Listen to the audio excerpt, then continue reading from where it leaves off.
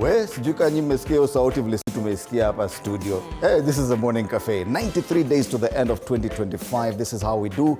Bright and shining Monday morning kukuamsha kuambia hii ndio siku. Enda ujiandikishe kama mpiga kura. That's the one thing we're telling everyone today. My name is Fred Ndimuli. Continuous voter registration officially begins today. It's continuous, so it doesn't end. You have no reason whatsoever not to register as a voter come 2027. Na unajua, watu wanajiuliza maswali mingi sana. Ati sasa sijui nitatoka kazini niende wapi huko pale meupigia kura sijui wapi huko. Voter registration, you don't have to go to your voting station. You don't have to go to your constituency. It is in all constituencies. The IEBC has decided that they're even going to take voter register stations in universities and colleges. They've also said they're going to be having mobile stations as well.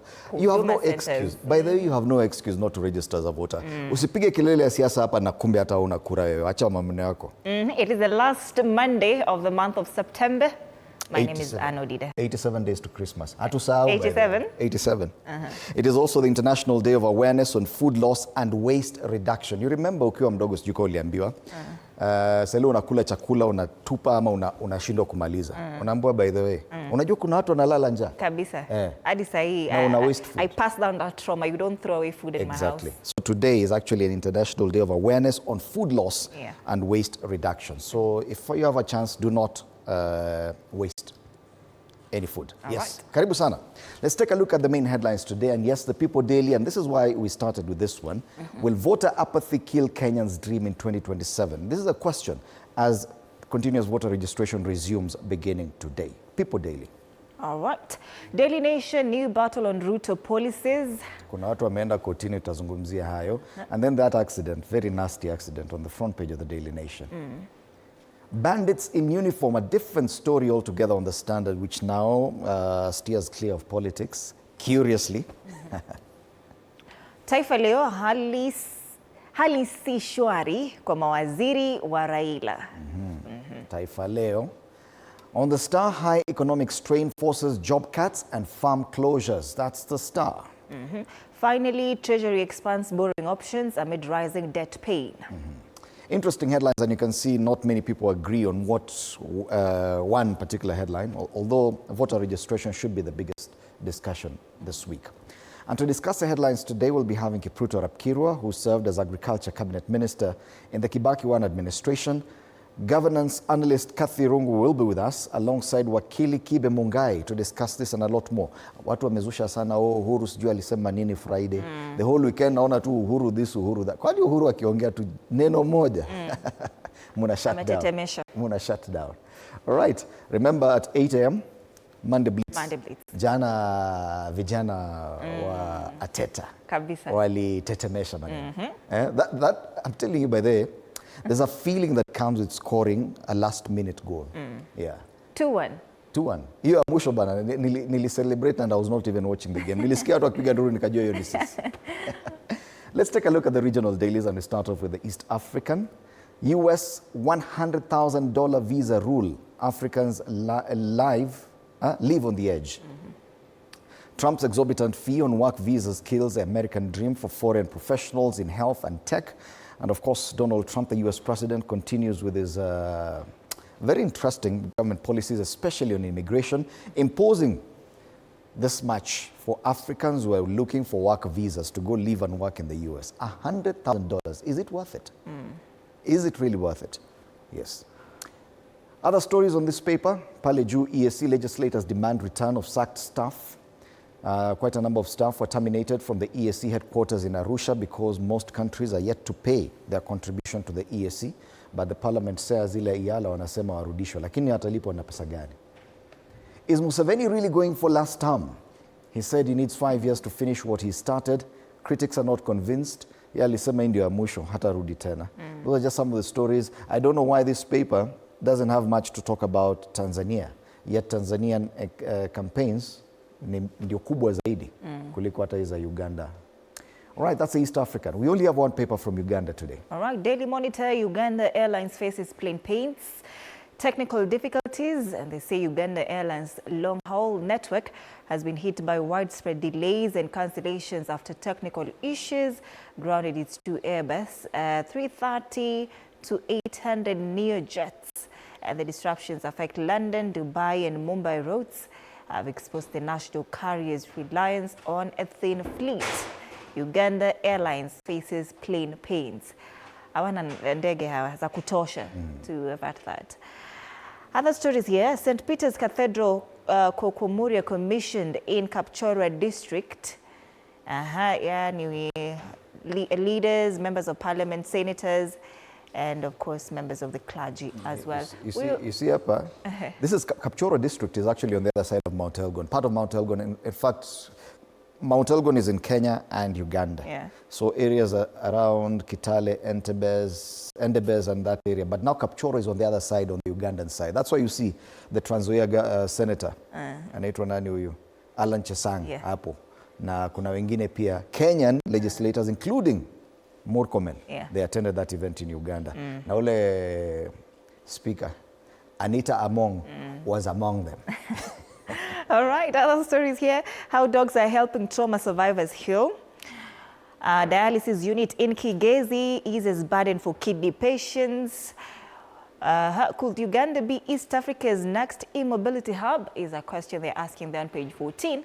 On the top strip, how presidential candidates chose maiden districts matters election and the strong bond they hold with those regions and the unique challenges affecting people are some of the reasons that prompted a section of presidential candidates to pick the first venues of their campaigns. That's the Daily Monitor this morning. All right. From the Daily Monitor, we go to Tanzania, where the focus is still on matters politics, but we start off with the Citizen. We take a look at a bit of business and economy, what tightening of creative economy oversight means. Tanzania's creative economy is undergoing a major transformation, with barbers, hairdressers, photographers, graphic designers, painters and other creative professionals now required to register with the National Arts Council. Kuna ile inaitwa BASATA. Wasikia Tanzania akiimba kuhusu BASATA, ule anaitwa jamaa huko. Kenzo. Huyu jamaa huwa anaimba mambo nzuri, power, anaitwaje? Naishiwa power. Anazungumzia BASATA. BASATA is actually the council that all creatives should register with. And you're now seeing that even hairdressers will have to register with it. Painters, barbers included, photographers. So barbers and hairdressers are actually creatives. In Uganda. In Tanzania. Yeah. Okay. All right. Other stories here revealed impact of harmful social media content on children. Construction of Bagamoyo port will start soon. That's according to Samia Suluhu Hassan. That's her latest pronouncement while on the campaign trail. It's interesting. Today is actually 29th. The elections in Tanzania exactly 1 month away from today, October 29th. That's the election day. Na unaangalia gazeti hata siasa hakuna. Ni kidogo tu hapa sababu usipoweka mama unaweza fanywa ufunge hiyo biashara. It was pushed from October 20th? No, it's actually October 29th. 29th, okay. Yes. That's a Citizen. All right, still in Tanzania, gazeti la Mwananchi, Askofu Shao, amani ya kweli iende na haki. Asema wakati huo uchaguzi huo ndio msingi kila mmoja angetamani kuelezwa na kufahamu. Aeleza sababu za kutoa kauli hiyo, wachambuzi watia neno. Hii viongozi wa kanisa Katoliki wamewaambia viongozi wa kanisa wasionekane wakivaa jezi za siasa, wasionekane kwenye kampeni lakini wanakubaliwa kupiga kura vile wanataka, lakini wasionekane kwenye kampeni na wasivae sare au jezi za kisiasa. Samia vilevile anasema pwani itakuwa kitovu cha usafirishaji viwanda. Anasema kwamba uwekezaji unaofanyika pwani na kote nchini kule Tanzania umeiwezesha nchi ya Tanzania kupiga hatua katika mwelekeo wa kujitegemea kimapato na vilevile kibidhaa hasa za ujenzi ikiwemo mabati, marumaru, vio na saruji. Vidokezo zaidi, milima, mabonde, kampeni za uchaguzi mkuu mwaka 2025 mwaka huu na vinyozi, wasusi, wapiga picha kujisajili BASATA. That story we talked about on the Citizen. Kule juu, OMO kurasimisha mazao ya bahari visiwani Zanzibar. Huyu ni mgombea urais wa Zanzibar kwa tiketi ya ACT Wazalendo Othman Masoud Othman Omo. Yeah. Ameahidi kurasimisha masuala ya bahari na visiwani kule Zanzibari. Na wataalamu waonya nyanya zenye dawa sokoni. Jimo? Okay. Nyanya zenye dawa sokoni kule Tanzania. Gazeti la Mwananchi. All right. These are the headlines on the regional front. We'll be back to take a look at the local ones in a short while. For now, tuangazie hali ya anga, because last week we've just been reporting about the trend that it's been warming up across the country. Let's see if that trend persists. And we start off at the coast with Mombasa, where it is currently 23 degrees Celsius. It is a hot day today. A lot of sunshine, partly cloudy, highs of 27 degrees. Very little precipitation there, and this will get higher as from tomorrow the temperatures will go a notch higher to 28 degrees, and that will persist into next week. So yes, the trend as far as Mombasa is concerned continues. Wajir. Weather in Wajir, 23 degrees this morning, feels like 25. Clear skies with periodic clouds, highs of 35 degrees in, this is Wajir. Yes. Precipitation is nothing. 0.0 millimeters today. Na itakaa hivyo hivyo for the entire week, 34, 35 the average highs. Today let's focus also, let's take a look at the eastern part of the country, Kitui. It is a bit colder today, 15 degrees this morning, but promises to be a very sunny day. Clear skies with periodic clouds. Highs of 29 degrees. Kitui kuna joto. Na unaangalia, especially morning hours, no cloud cover at all. Zero precipitation there as well. This will persist. Tuesday will get to 30 degrees. And that could happen again on Thursday. So if I told you in Kitui, hii sasa ndio ile weather proper ya Ukambani. Tukienda kule Nyeri, 11 degrees this morning, feels like it. It's a partly cloudy day in this region. Highs of 24 degrees, and precipitation in Nyeri, it kutanyesha clearly, 1.8 millimeters starting 2 p.m. And that's probably the coldest we've seen so far. It promises to get cooler as we get towards the weekend, 22 degrees, the highs. So your trend up inaenda opposite. The Rift Valley in Eldoret, 13 degrees. Eldoret inakuanga na kibaridi asubuhi. 13 degrees Celsius, partly cloudy. Yes, I do expect some rainfall, especially in the afternoon. 9.4 millimeters. So kama unatafuta mahali kuna mvua leo, Eldoret is a place to be. It also promises to get cooler as the week progresses in Eldoret. It's 19 degrees in Kisumu this morning. It feels like 21. Slight cooling expected over the next 3 days though. They say it's a partly cloudy day, highs of 30 degrees today. 30? Na kina nasema okay. Precipitation 0.2 millimeters. Ini kidogo sana. But 30 is quite hot.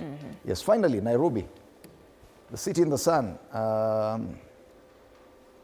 Feels like 12 degrees this morning, or 14. Yeah, 14 degrees, you're very right. Partly cloudy, highs of 27 degrees, a bit of precipitation later at 3.3 millimeters, which is the second highest we've seen so far. But yes, it promises to remain quite hot throughout until Thursday. Then the cooling starts. It drops directly from 27 to 24, 23, and then into next week, cooling is expected. So the warming trend in kama inaenda ikiisha pole pole as we get closer towards, tulisema it's 87 days to Christmas. Kwa hivyo, the weather pia ina conform. All right. It is exactly 13 minutes past the hour. Let's take a look at the Monday traffic across major tributaries into the CBD. And it's not looking bad, but ile shida pale Pangani interchange ni kama kawaida. Other roads like Outer Ring Road, it's green on both sides, apart from pale Pipeline kidogo tu. Bado watu wanaamka. Jogoo Road pale Makadara kawaida. Shauri Moyo kuna issue kidogo pale just before you get to the City Stadium roundabout. Landis Road, I don't know why that map is not loading for that part of the road, but it's not looking bad even on Haile Selassie Avenue. It's just looking spots of yellow here and there, meaning that traffic is not as bad. Thika Road, tukipanda kule juu, pia ni kama leo you'll be having an easy time getting into town. It's only at the Pangani interchange that it's building up nicely for guys coming from Kiambu Road. This thing here, this will be very bad by 6:30. O pale Garden City Mall, matatu zimeingia pale service lane kiasi, yes. All right, so yeah, kama hujapita pale Garden City Mall, if you can do that, afadhali ukuje. But this one is also promising to be a problem because it's building up towards Utalii Drift, pale Pangani interchange. On the other side of town, nothing much. Wayaki Way, Southern Bypass, Langata Road, Ngong Road, all looking green so far. So traffic is smooth and it's typical Monday traffic tonight, this morning. All right, 15 minutes past 6 a.m. Let's have the quote of the day.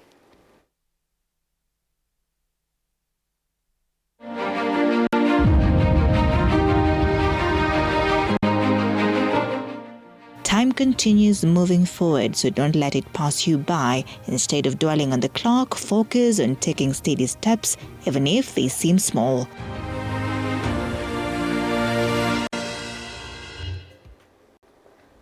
All right, let's come back and take a look at the local dailies.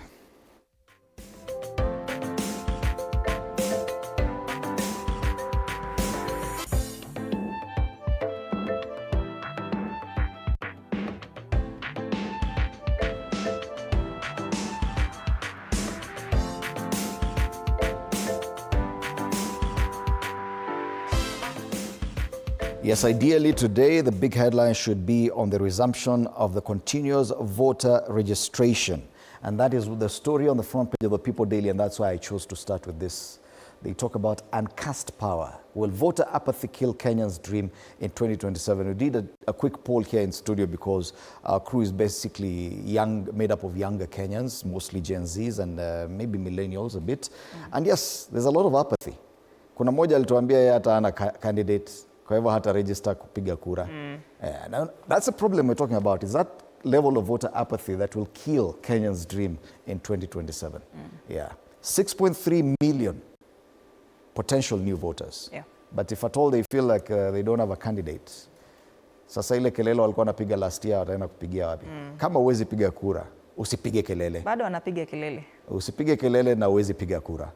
Enda uregister and tutaongea hiyo maneno. Because the problem is there was a lot of reawakening, a lot of ile inaitwaje, mwamko mpya. Watu wanaelewa siasa zaidi nini, lakini kama uwezi piga kura, hiyo yote itaambulia patupu. Right. So that's the main story there. And it's a question they're asking. Yeah. Ndio, younger Kenyans have the power. They form 70% of the voting power. But if at all they are pathetic to this process, bure kabisa. Balancing books and babies, the untold story of Kenya's student parents. Na pale juu, how impunity fuels violence against journalists. It's also a very important story on page 2 of this paper. People Daily. All right, Daily Nation, very busy newspaper this morning. New battle on Ruto policies, tough wars. Executive has often attacked judiciary over court orders.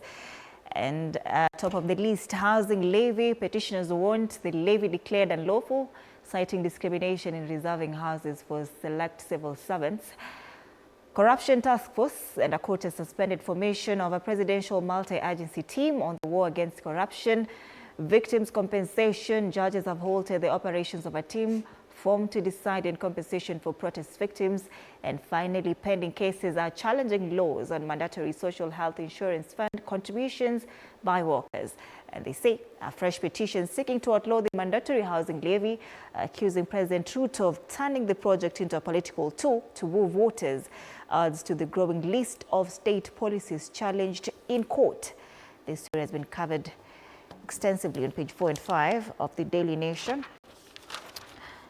Tukiangalia ndani, President has previously accused the judiciary, of course, of standing in the way of his administration's implementation of key programs. Other stories on the front page of the Daily Nation. Horror crash kills 13 on Nakuru-Nairobi highway. Scene of a road accident at Kariandusi along the Nakuru-Nairobi highway, where 13 passengers in a 14-seater matatu died after a head-on collision with a trailer yesterday. Right here, that photo on the front page of the Daily Nation. I could not watch that video. Sasa nilikuwa nimeweka nasikia tu reporter kwa background. Very sad indeed. Hata viatu zimesambaratika on the road. Metapaka. Inaitwa kutapaka. Kutapaka. Not kusambaratika. What's kusambaratika? Kudisintegrate. Hiyo kitu si mdomo yangu. Farmers fury as tea bonus shrinks across regions. Farmers have raised concerns over reduced earnings and wide disparities in payment across the 77 factories managed by the Kenya Tea Development Agency. And Coast eyes more visitors with cultural religious attractions. It's another story given prominence on the front page of this newspaper. On the back page, all right. On page 9, that's where they talk about the voter registration exercise. And they say this exercise will actually cost the IEBC and you, the taxpayer, about 7 billion shillings. Alafu bado unakosa kwenda kuregister. The Electoral Commission is racing against time to register 6.3 million new voters ahead of the 2027 general election. However, MPs have expressed doubts about the ambitious plan. Aenda register. Candidate atakuja baadaye. Oh my goodness. On the back page, by the skin of their teeth, CAF Champions League and Kenyan champs will next face either Jamus of South Sudan or Sudan's Al Hilal Omdurman. That's the Daily Nation this morning. All right. From the Daily Nation, we go to the Standard, which steers clear of politics as well. Talks about bandits in uniform, an inside job, despite having more police units and heightened security than any other region. The North Rift remains ravaged by bandit attacks that drain life and condemn residents to endless suffering.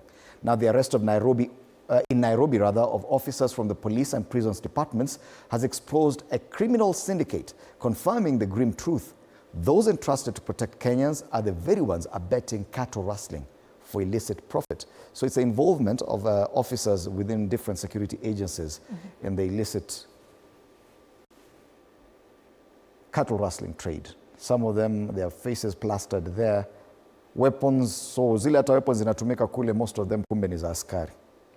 Yeah. Na CS wa Interior amekuwa akienda zile safari zake, alikuwa amesema he will end cattle rustling by a certain time. Sasa ni polisi wake wale tu wake ndio wanafanya hiyo kazi. All right, the Standard today looks very different because pale juu anaongea kuhusu silent suicide epidemic. At least 462 people died by suicide between June and August this year, an average of 5 lives lost every day. The deaths cutting across counties and age groups reveal a deepening national crisis. You can read more on that, pages 8 and 9 of this paper. Na hawana siasa leo. Hawana siasa kabisa. I'm trying to hata wataki. Kule ndani ndo amezungumzia Kenya Kwanza, Uhuru clash as mothers held in wars of unpaid bills. That's also a story about health, not politics. What is happening to the Standard? Nothing about voter registration. Nothing about Standard bwana. Kwani kumeenda aje? Nothing at all. This is very interesting. The Standard ni kama no, the cartoon at least, and we'll come to that. We'll come to that. All right. All right, that's the Standard. Taifa Leo, hali si shwari kwa mawaziri wa Raila. Hofu miongoni mwa wataalam wa Raila serikalini waliojipata katika taharuki kutokana na ukosefu wa msimamo wa ODM ni mawaziri Joho, Mbadi, Oparanya Wandayi na Asku, pamoja na mwanasheria mkuu Dorcas Oduor na maafisa katika mashirika ya serikali. Anasema kwamba wataalamu wa ODM serikalini hawajui hatima yao baada ya Raila kusema huenda wasimuunge Ruto mwaka 2027. Really, hali si shwari kwa mawaziri kwa Raila, so unajua sasa anasema asipounga Ruto mkono mwaka 2027 kazi imeisha automatically. Joho alisema hapa tutoki, mimi stoki hapa stoki. Kama wanafanya kazi mzuri, maybe the next government will also have them in their I highly doubt it. I highly doubt it. You're doubting that? Unless they get to form the government themselves. All right. Yes. With ODM? ODM or Joho himself. Vidokezo zaidi katika ukurasa wa mbele ya Taifa Leo. Vilio bonasi ya majani chai kishuka. Natembea mrai Raila amruke Ruto, anasema ajitenga na vuguvugu la Kenya moja, huku akihimiza Raila ungane na upinzani. Wazito wa EPL walilia chooni. Rudia. Wazito wa EPL walilia chooni. Bas. Liverpool, Manchester United na Chelsea wagongwa ligini, Spurs ikitoka. Mbona hata anawaita wazito? Hawa ni wanyongeni. Wazito ni kama Arsenal. Na ni kama anytime Arsenal wins, director Emmanuel Inonde is not always in.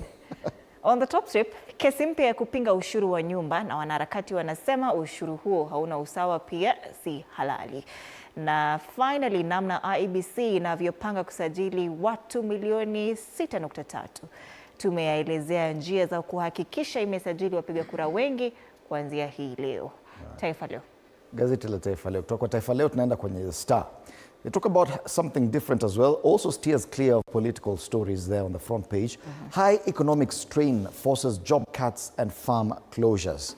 They talk about some 116 farms that have shut down in 4 years. And this has resulted in the loss of about 100,000 jobs. Hii story iko pale kwenye ukurasa wa 4 and 5. Talking about a number of people who've gone for months without salaries as well. And some of the companies that have sent home employees in the past months include Brown's Plantations, which sent away 2,000 workers. G4S Kenya, Tropical Brand, Wire Product, Copier. And most affected sectors are agriculture, banking, manufacturing, technology, health, and media. Na unaambiwa agriculture is the backbone of this economy. Na hiyo ndio inatuma watu nyumbani. Backbone. Number of people who are likely to lose jobs as AGOA ends this week, 66,000. So more pain coming our way. Wow. This is a sad story there on the front page of the Star. Other quick highlights. How Tuk Ride pushed CEO to buy Mayfair Bank is a story there about Hisham Ez Al Arab, CEO Commercial International Bank. Hope for HIV funding as Kenya enters deal with the US is another story there on the Star. Right. We move on swiftly. Finally, Business Daily, Treasury expands borrowing options amid rising debt pain.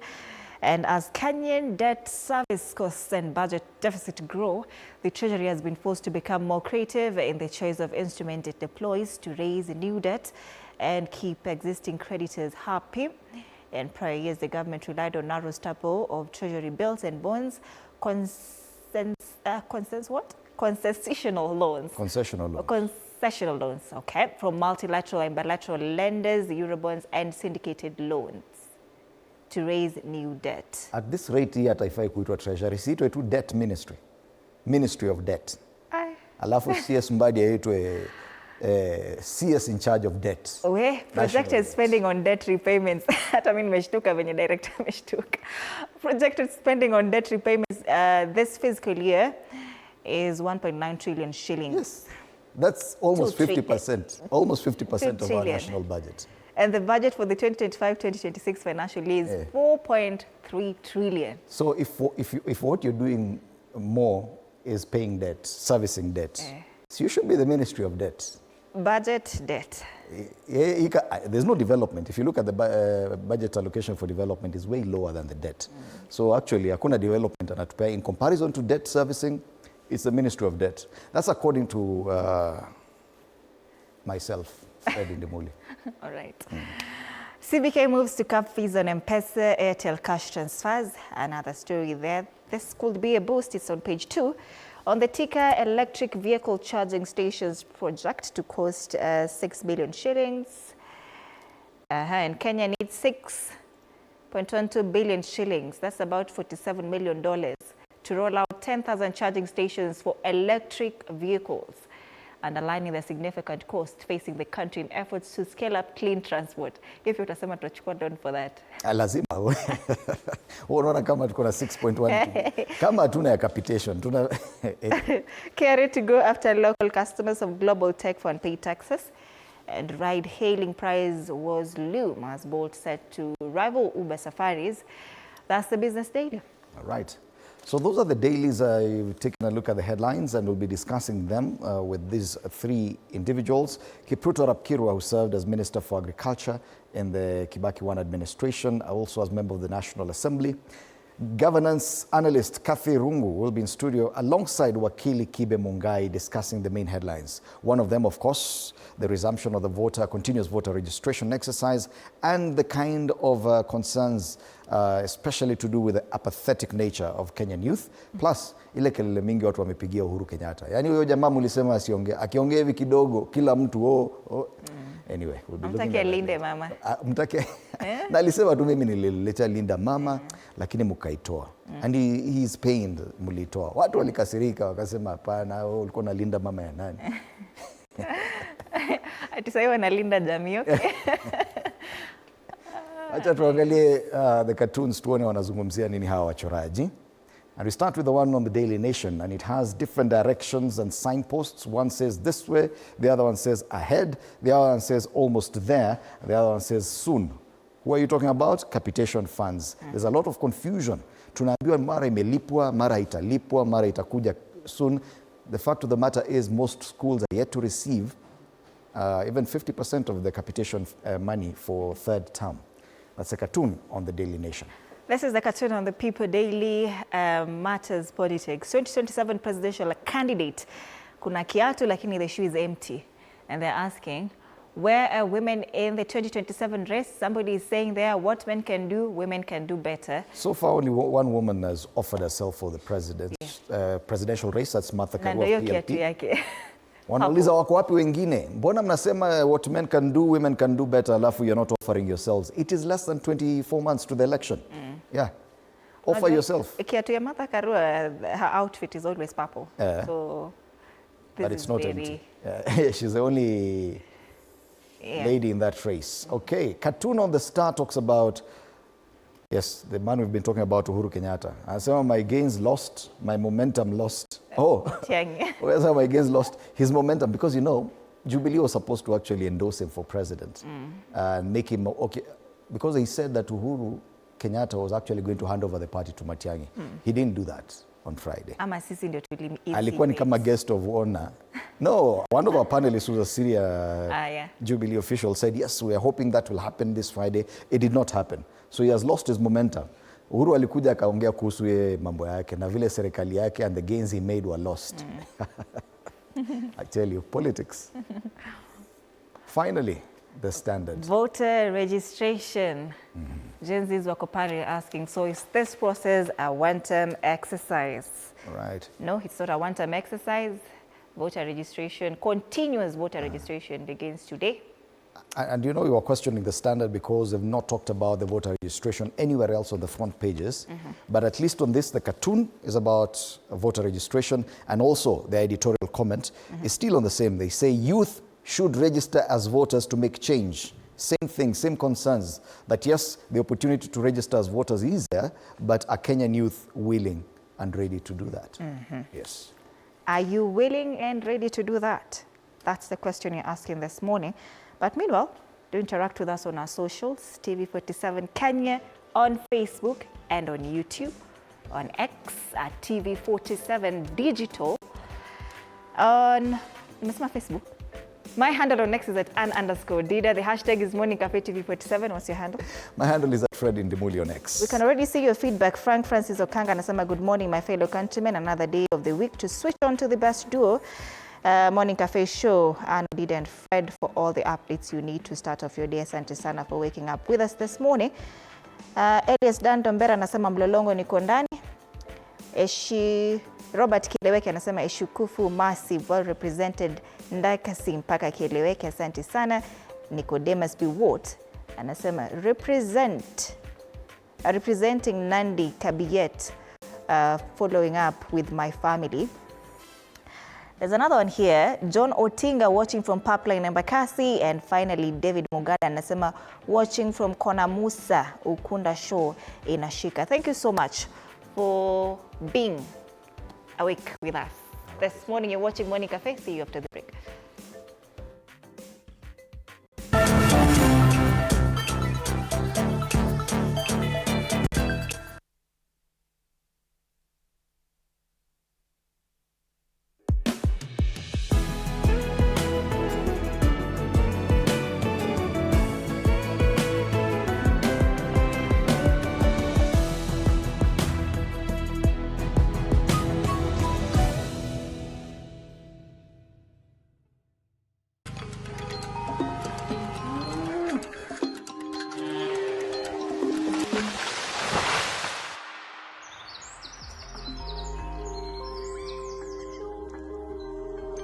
Our world is changing every day, and so should we, for the better. Each week, we tackle the big why, the question that should be on everyone's mind. Why isn't this fixed yet? Deforestation, global warming, and the adverse effects of climate change. The future isn't just something that we inherit, it's something that we create. Join us on The Green Fix as we tell the stories of those who refuse to give up.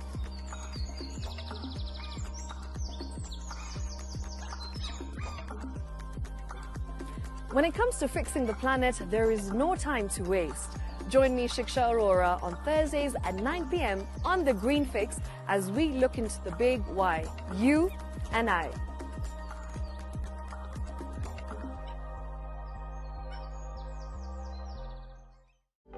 For comprehensive information and education on your health, Body Garage is here.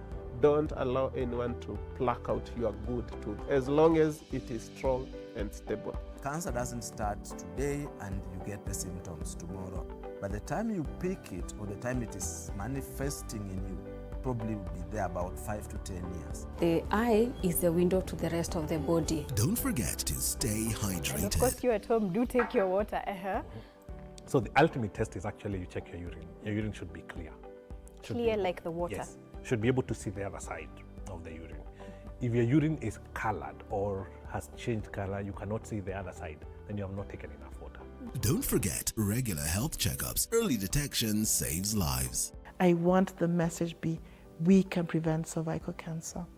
We prevent cervical cancer in several ways. You have young girls and even somebody who's above that age, you can pay at least every 3 years. Somebody should have a pap smear done. If you are 40, 45, 50, going upward, once a year, please go see a doctor. Yeah, it's just for normal routine maintenance.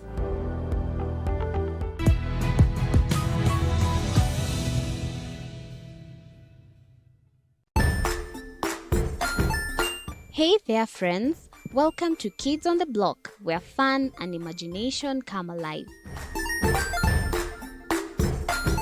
We dive into magical world filled with exciting adventures and awesome friends. What position were you in? I was number 2. What position were you? Number 1. He decided to cross the bridge by his house and look for food on the other side. We're going to do half cup of chocolate chips, and the other one, we're going to do half cup of the blueberries. So, grab your imagination hats and get ready to explore with us. Join us every Saturday at 9 a.m. for new friends, amazing stories, and tons of laughter. Jiunge nasi tunapoangazia safari za viongozi bora.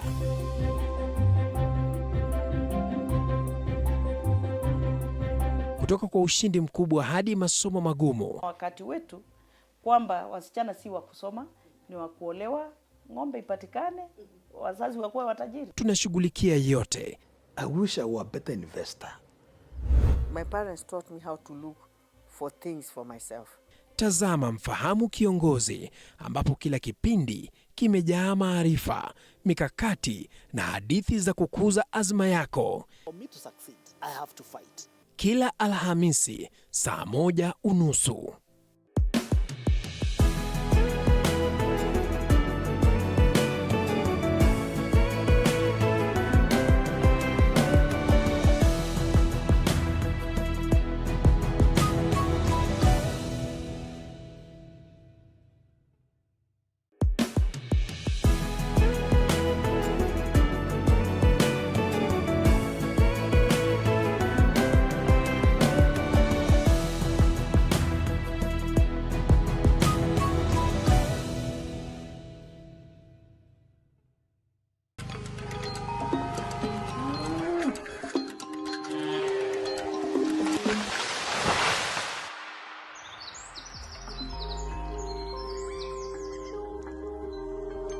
Our world is changing every day, and so should we, for the better. Each week, we tackle the big why, the question that should be on everyone's minds. Why isn't this fixed yet?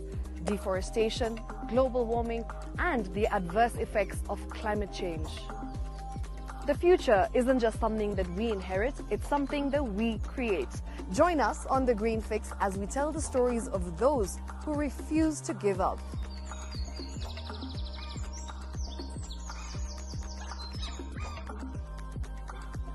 When it comes to fixing the planet, there is no time to waste. Join me, Shiksha Arora, on Thursdays at 9 p.m. on The Green Fix as we look into the big why, you and I.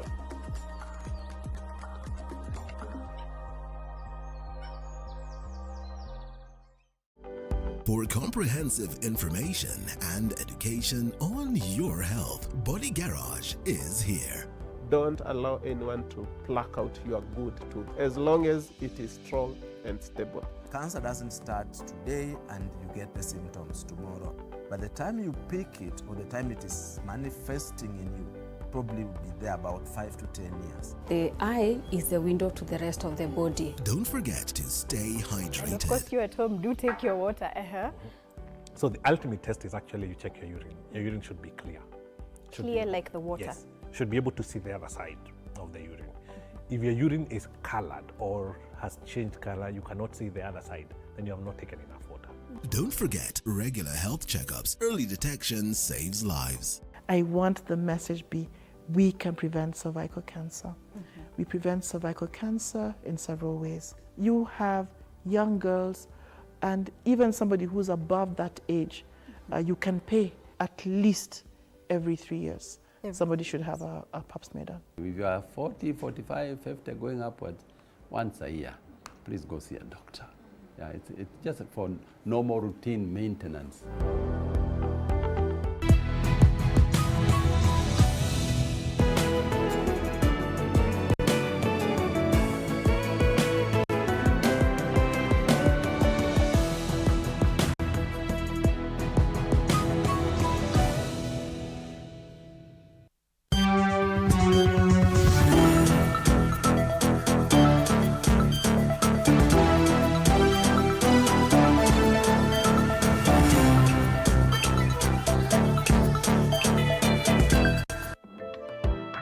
Welcome back. You're watching Morning Cafe, and good morning once again. My name is Freddy Ndimuli. Time for us to take a look at the big headlines and the big discussions this morning. And as far as I'm concerned, the resumption of the continuous voter registration exercise this morning is indeed a big one. And the IEBC is calling on everyone who's yet to register to do so at any IEBC Kenya constituency office, except in areas currently with by-elections, and that is where we have the 23 different by-elections. If you avail yourself today, you could register as a voter, you could correct or update your voter details, you could also transfer your voter registration details to a new electoral area, and you could also verify your voter details. For eligibility to register, you need to be a Kenyan citizen of 18 years and above, possess a valid Kenyan identity card or valid Kenyan passport, not have registered before as a voter, not have been convicted of an election offense in the past 5 years, and not have been declared to be of unsound mind. And the rallying call is to especially the younger Kenyans to vote, to register and vote. And the IEBC has even promised that they're going to have some of these stations inside universities across the country and colleges, and they're going to have also mobile registration units. And that's where we start off our conversation this morning with my panelists.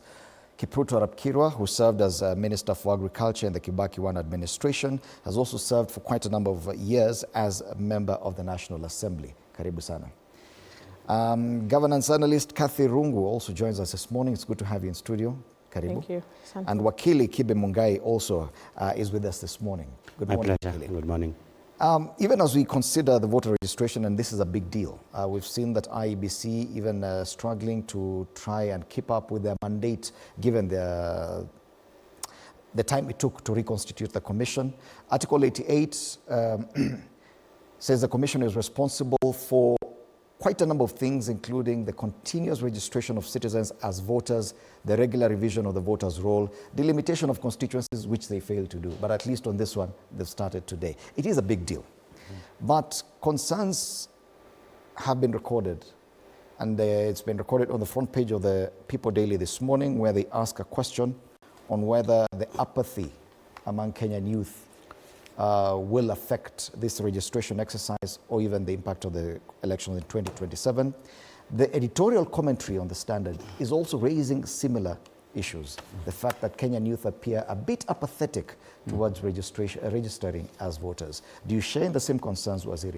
And do you feel that probably what we saw last year with the reawakening, or what we may have called the reawakening of the Kenyan youth politically, that probably it is not as real as we thought? Well, before I deal with the issue of voter registration, allow me also to register my concern about the road accidents that have taken place, more so the one that we've lost 13 people between Nakuru and Nairobi. And also pass condolences to the families and those who are affected by the same. And wish that drivers be careful as we go towards Christmas. It's a situation that really leaves families bereaved and also lost the loved ones. Now, when it comes to the issue of voter registration, it may be too early for us to make conclusion that the young people may not be concerned about the need to register. Some people just want to act tough because somebody cannot say there is no candidate. There are many Kenyans who are good.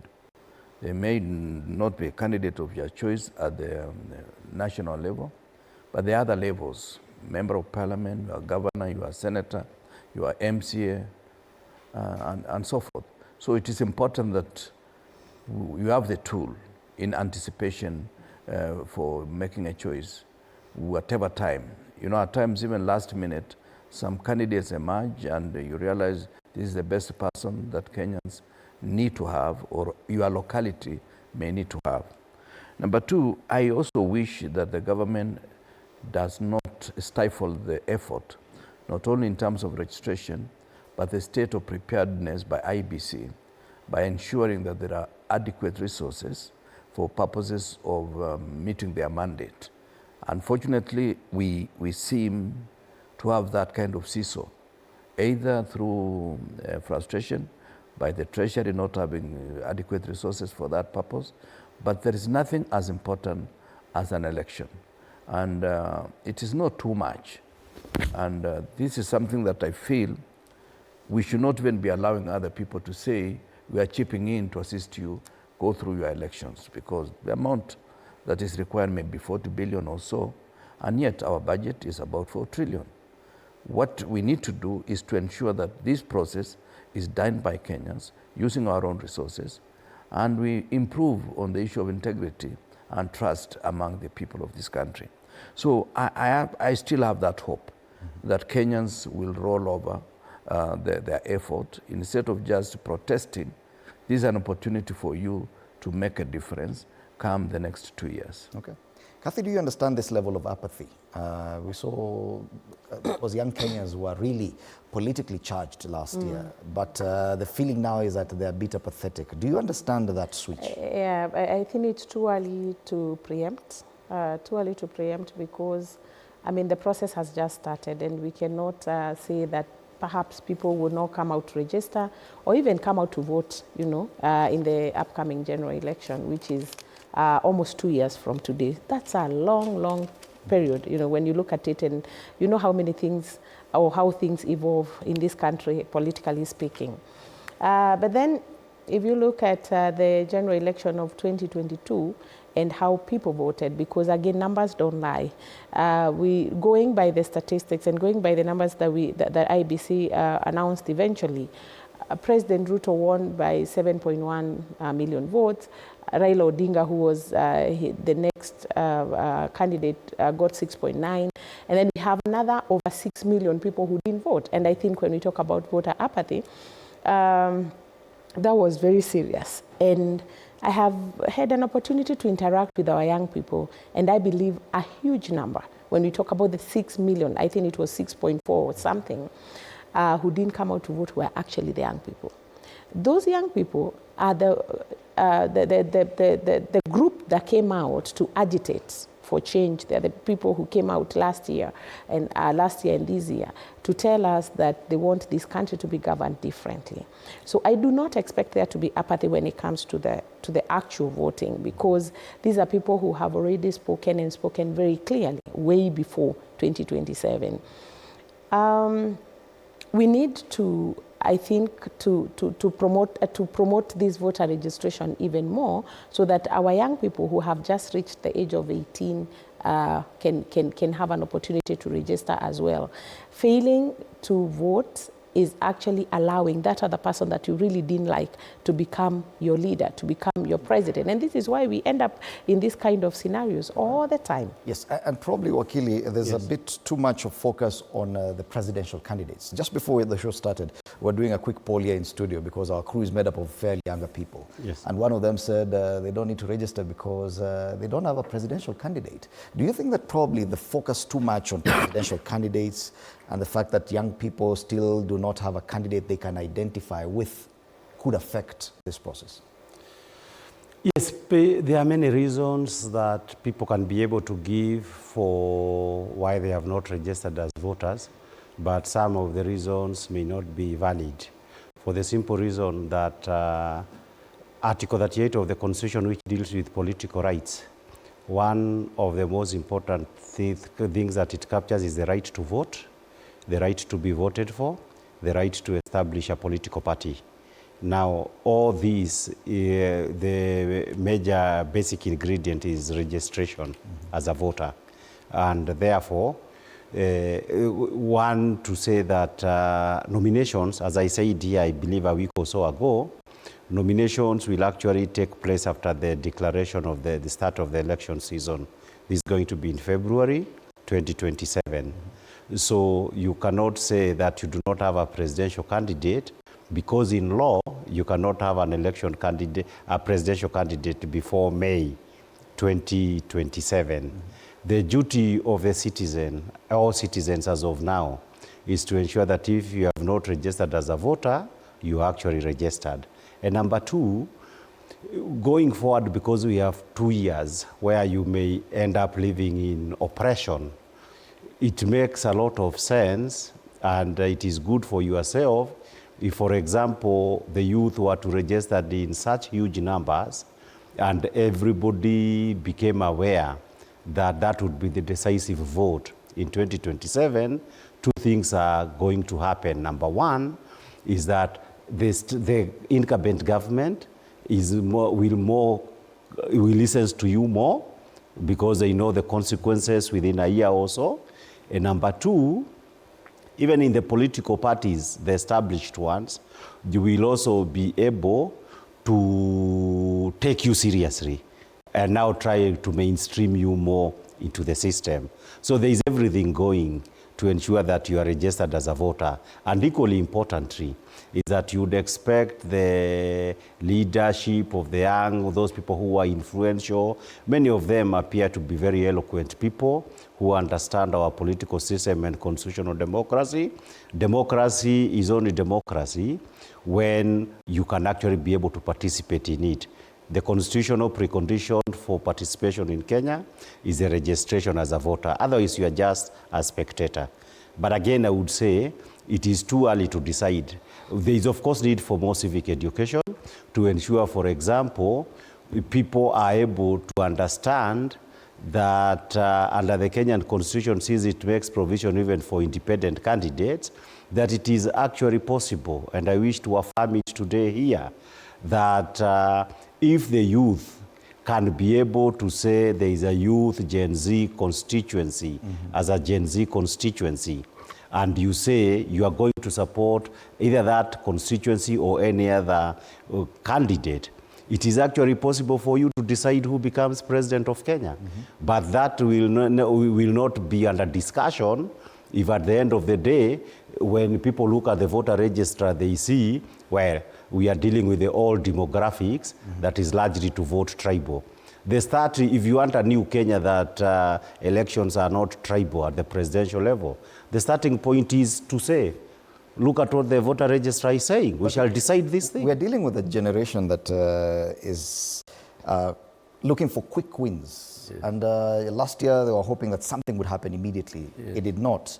And things actually took a different tangent with a broad-based arrangement. They were hoping that once IBC comes into place, they'll be able to recall some members of parliament. And once that happened, they realized it was not possible. Yeah. Do you think that some of these things could actually cause apathy and probably push the younger generation into feeling waiting for 2 years is too long a period for them not even to bother with registration? Remember, this regime has been around for 3 years and it looks like it took over yesterday. So 2 years is such a short period that I don't want any Kenyan to lose hope. There is always hope in the fact that you will be doing other things in between, and it's good to register. You may decide not to vote, but just make sure that you have registered. Should you get a good candidate the last minute, then you have that opportunity to make sure that the leadership of this country does change. But there are two problems, Fred, that I feel we should highlight and come out with clear program of addressing them. One, there is a slow process in terms of giving young people identification cards. This is something that is an imperative by the administration of the day, ensuring that these identification cards are given regardless of where somebody comes from, so that you don't skew the issuance of identification cards in a way that it favors the current regime or it favors any other person for that matter. The second issue, which I think we should disabuse ourselves of, is the fact that the rule of vetting people to make sure that all the people who get identification cards are Kenyans is something that has been going on since independence, especially on border counties, such as my county, Trans Nzoia, and many other border counties. It was disheartening to hear the president making it a political issue, as if the people of Mandera, the people of Northeastern, the old Northeastern, have been denied the chance to be like other Kenyans. It has been happening. Anybody coming from Kajiado, anybody coming from Narok, anybody coming from Bungoma, anybody coming from Busia, who border other countries, or even somebody from Moyale, or somebody from Turkana. That vetting process has been going on, and it's one way of ensuring that it's only Kenyans who register, unless somebody has been converted into a Kenyan through the constitutional process that you know. Yeah. So it is something that I feel we should be more transparent as we approach the next general election, so that leaders can be trusted.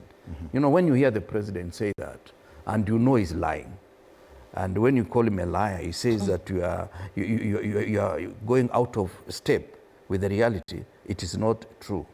Mr. President, I think it is better you lie less in the intervening period. Kenyans may give you a chance. Right. But the politicians have also not been helping. Some of the pronouncements made, because the concern is, even if I register as a voter, will my vote count once I cast the ballot? That they will fill up the ballot boxes, they will rig in their candidates, and they're making this with so much bravado. This tends to give the young Kenyans a feeling that this entire process doesn't really matter. I know. Fred, you know, that's fear peddling, and it happens all the time in politics, and especially, you know, the holders of power at that particular time, all the time, they will try to sell that fear so that the people in the opposition feel like they cannot unseat them. I want to say that some of the comments and the statements that have come from members of parliament and governors and senators and all that, and actually majority of them are very close to the current president. They are very unfortunate. You know, when you listen to like one lady who is, I think, a woman representative, and she said tutaiba kura. You know, it's really discouraging. And looking at where we are coming from, when you think about what happened in the year 2007, when there were claims that the elections had been leaked, the general election was leaked in favor of His Excellency Mwai Kibaki. We know what happened that time. So it's really unfortunate for our leaders to go out there and make such declarations. And I want to agree with you that that is one of the ways, or that is one of the reasons that could discourage the young people from coming out. But I want to speak as a young person and at the same time as a mother, and really encourage ourselves, everyone, that change must begin with us. You know, even just saying that we are not going to buy that fear, that's one good starting point. Now, if you look at the past and where we are coming from, and especially because we had a lot of hope and we really believe that this country is moving towards a better future, the young people were actually muzzled, you know, and there were efforts to really silence them completely, totally. I was actually very encouraged yesterday when I saw a big group of young people who had gone to visit one of their own who has an ailing father in some place in Nyeri. And when I observed them as they moved in their vehicles, in their boda, in the matatus and everything, there's something that was very telling. They were still carrying the flag, the same way they did during the Gen Z demonstrations and the agitations.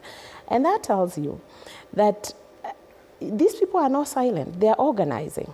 They're organizing. And the worst thing that can happen is, on the side of government, is for them to assume that these people have been silenced and they will never come out again. They may just surprise us and tell us, you know, you silenced us using the guns and all other unorthodox means, but now we are coming out to show you that we believe in this change and we are going to drive the change. It is definitely a very expensive process. According to the story on page 9 of the Daily Nation, says that the voter registration alone will cost about 7 billion shillings. That's away from even the cost of the by-election that we expect and the cost of the election in 2027. But are we spending as much, or are we putting as much effort in as far as raising the level of awareness or civic engagement of the Kenyan populace that to make them understand the need for this? Civic engagement occasionally can be done in an easier way and in a credible manner. You see, when you have IEBC, which had a problem of credibility, then when you say this is the one that will be able to engage in voter mobilization and in civic education, you may not get far enough. But it is possible to have collaborations, for example, with the media, with the credible civic society organization, to ensure that whatever messages you want to reach out there, actually that takes place. But again, if you do it in a manner in which the government of the day try to dominate that political space, now the problem of credibility would define your effectiveness in doing whatever that you want to do. So ultimately it will depend on how it will be done. Because, for example, there would be nothing wrong in saying like all the media stations would have dedicated 1 hour each, in which people now who can be able to come and explain to people about all these things can be able to take place. But if you say you will do it in the baraza, you will just do the usual wazee who go to the baraza. You are not going to reach the target population. So, and it will not justify then the huge expenditure of money. And of course, there is a second related issue, that elections in Kenya are very expensive compared to any other elections. Unfortunately, part of the reason why they fight over IEBC is that IEBC is a huge procurement scandal over the years. And you now be able to see, again, IEBC, because that's why you want to control who are the commissioners and secretariat, giving the procurement project to the same people who are expected to be contestants in the election. So all these things are tied up regrettably. But going back to the important issue of vetting that was raised by Honorable Kirwa, I think that's an issue particularly in Northeastern. IEBC is supposed to register Kenyan citizens as registered voters. Now, that registrations of a Kenyan citizen as a voter it does not, for example, take away from you the right, for example, amongst your own official. If you are in Mandera and you are dealing with 1,000 people, all of whom cannot be able to communicate in Kiswahili or in English, you must also, now it is your responsibility to ask yourself the commonsensical questions. Is this a citizen of Kenya in any manner? Number two, at the level of records, because all Kenyans want to vote in 2027, there must be an issue where there is a correlation. Of course, IDs are given by the national government, where if you say that the new increment of voters across the country appears to be 20% per polling center or polling station, if suddenly there are areas showing 100 to 200 additional voter registration, then there must be a rational explanation what accounts for the difference. Because you expect, obviously, that the voter registration, the election officials must be coming from Mandera, because that is the way we do our elections. You are not going to have clerks from Kiambu being being responsible in Mandera for voter registration. So the IEBC means the IEBC from the top, the commission, up to the bottom, so that extra vigilance, particularly when you are being told that we are going to get people from Somalia, a foreign state. And I want to say here, it is actually treason for anybody to deliberately get citizens of another country to come and vote in Kenya. Whether you are president, you are an MP, or you are IEBC, it is treason to do that. And therefore, for the political parties also, we expect, now that the president and his supporters have said that we are going to get foreigners to come and vote in Kenya, they must also exercise, and the media, external vigilance to be able to watch there and see, are these Kenyans who are getting registered as voters? There are just a few areas. You don't expect people will come from Kismayu to come to Isiolo to register as voters. It is likely to be somewhere on the borderlines. So that is possible for all Kenyans to ensure the external vigilance, to ensure that if you are a Somali, you wait for voting in Somalia to decide the vote of Somalia. And of course the candidates and other people of Somalia. If you get foreigners, like the Egyptians got Mamluks, someday they will take over the leadership in Northeastern, because these are people with their own agenda. These people will not just come to vote for president, they'll come to decide every other vote. Right. So that if UDA brings people from Somalia to re-elect their president, they will also decide on all the other seats. So therefore, the first responsibility is for Kenyan Somali themselves to ensure we do not have imported voters from the Republic of Somalia. Right. And these are just some of the concerns that Kenyans are raising as the continued voter registration exercise resumes officially this morning in a few minutes' time at 8 a.m. and it will continue up until 5 p.m. this evening and for the entire week going on back, because it is continuous voter registration. It's not for a short period of time.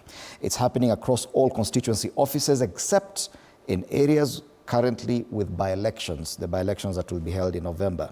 Now you can register as a voter, you can correct or upgrade your voter details, you can transfer your voter registration to a new electoral area, and you can verify your voter details. All you need is an ID, and you need to be above 18 years of age. You need not have registered before as a voter. You need to have not been convicted of an election offense in the past 5 years, and also not have been declared to be of unsound mind. It's official. Get out and register as a voter. I want us to switch gears and talk about politics. And one of the biggest political discussions this past weekend has been the pronouncements by President Uhuru Kenyatta. Different feelings from different quarters, other people happy with him, many not very happy with him.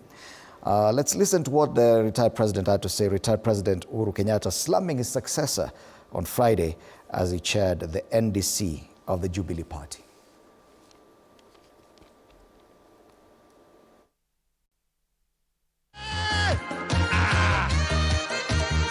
Retired President Uhuru Kenyatta took his successor, President William Ruto, head-on for gambling with Kenyans' lives in what he termed as untried and untested schemes that have left Kenyans suffering. Kenyatta, who spoke during the Jubilee Party National Delegates Convention, saying Kenyans have been left to suffer in a stagnated economy. Today, many of the gains we had in the past have been eroded. Linda Mama and others replaced by new, untried, untested schemes. And while we wait for these experiments to work, Kenyans suffer and our progress is retarded. Kenyatta, in his speech, falling back to his warning to Kenyans in the Mount Kenya region on the election of President Ruto, which he said was premised on the divisive hustlers versus dynasty narrative, whose implications are hurting Kenyans to date, including the use of security forces to oppress Kenyans.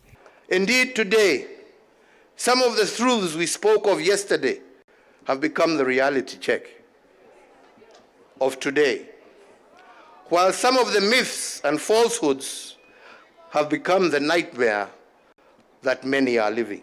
This machine that we built, however, was not to be used and designed to face its own citizens, and it is not supposed to have been a source of fear and conflict with our citizens. Ilikuwa ya kulinda wananchi, sio kuumiza wananchi. The revival of the Jubilee Party, which coincided with the entry of Kenyatta's close ally and former Interior Cabinet Secretary Dr. Fred Matiang'i, now a Jubilee Party member, saw Kenyatta lash out at former DP Rigathi Gachagua over divisive politics and the formation of the DCP party. Can never be led by bitterness, anger, or hate. That only deviates you from your mission and vision. Wale wanataka kuendelea na matusi, hiyo ni shauri yao. The NDC approving amendments to the party constitution, allowing Kenyatta to continue serving as party leader, and the formation of a central management committee that will give the party the much-needed leeway to consult with other opposition parties. The revival of the Jubilee Party will no doubt cause an upset in former DP Rigathi Gachagua's DCP party, which is locked in a supremacy battle with Kenyatta's Jubilee in the Mount Kenya region. Apul Kamau, TV47 in Nairobi. All right. According to the Presidential Retirement Benefits Act, a retired president shall not hold office in any political party for more than 6 months after ceasing to hold office as president. This is definitely something different happening. It's the first time we're actually seeing a retired president in Kenya's situation talking about his successor. We've not seen this in Kenya. Definitely unprecedented. What do you feel? Do you feel that probably retired President Uhuru Kenyatta was out of step in some of his pronouncements? Well, it's important for us to recast our mind into the day the current president was sworn in. Immediately after being sworn in, he lambasted the then outgoing president, saying so many things that were unpresidential, especially in the front of so many dignitaries from other countries of the world. People who understood that to be president does not mean that you become a magician, that you resolve all the issues. Some of the statements that were made against Uhuru Kenyatta, I admired him because he was able to take it in stride and just leave the place without causing any commotion. So he is a human being, and he's bound to respond to some of the issues that have been shuffled out of the way just because they wanted to have change. For example, NHIF, they just needed to improve in terms of infrastructure. They didn't have to change the name. I don't know whether it's an initial of some of the people's children or what it means. Sure. What's the difference with NHIF? Most of the staff of NHIF were transited to the new outfit, which cost us 104 billion shillings, instead of the one that could have cost us 700 million shillings to improve the infrastructure without going into that issue. So the issue of bad manners started with the current president lambasting his boss. And he should realize that he got into central Kenya courtesy of Uhuru Kenyatta. The 4 million votes or so that he got from Mount Kenya region is because they were associated from the days they were saying referendum against the Hague. So anything else, he should have had the courtesy to say, yes, we worked very well. Now that I have my own capacity to get into the region without you, I can respect you for the past. And it's interesting that you refer to the events of that day as the beginning of bad manners. Yes. So are you saying that what the retired president did on Friday was a continuation of bad manners? It is, well, it was paying back for him being lambasted out of no reason. Because President Uhuru Kenyatta supported Raila, we knew that. But at the end of it, he went to Kasarani, handed over peacefully without causing any commotion. If there was something they should have done, it's just to respect him and allow him to go home. So if you are coming to my door and behaving like you just want to deal with me in a way other than the conventional ways, I'm forced to retaliate. This therefore means the president, the former president, is actually reacting to what they did to him and also messing some of the programs that could have worked without any changes, because it was not change of government, it was change of administration. The same government, the same taxpayers, are the same people who are supposed to be served, and you make it look like anything that happened for the 10 years Ruto and Uhuru were together can be anything that went wrong, you blame it on Uhuru. Anything that went right, you say this credit is to us. This is what we did. You cannot separate the two, especially the first term. They were like co-presidents. Uhuru gave him a lot of leeway for him to gain the traction that he got towards the election of 2022. Okay. So for me, I have no apology to William Ruto or any other person. And the fellows who are shouting, they were shouting, and it's as if they wanted Ruto to hear in New York that they have already lambasted Uhuru Kenyatta. If we really don't watch this space, it is not going to be very easy. All right. But the kind of reaction we saw after the retired president made those statements is very telling as well. That everyone in unison decided that this is what they're going to react to, and the entire weekend, that's all we've been seeing. Does it mean that, yes, indeed, politically going forward, Uhuru Kenyatta is definitely a factor? Yes, Uhuru Kenyatta moving forward is going to be very relevant in everything that is going to happen politically, towards 2027.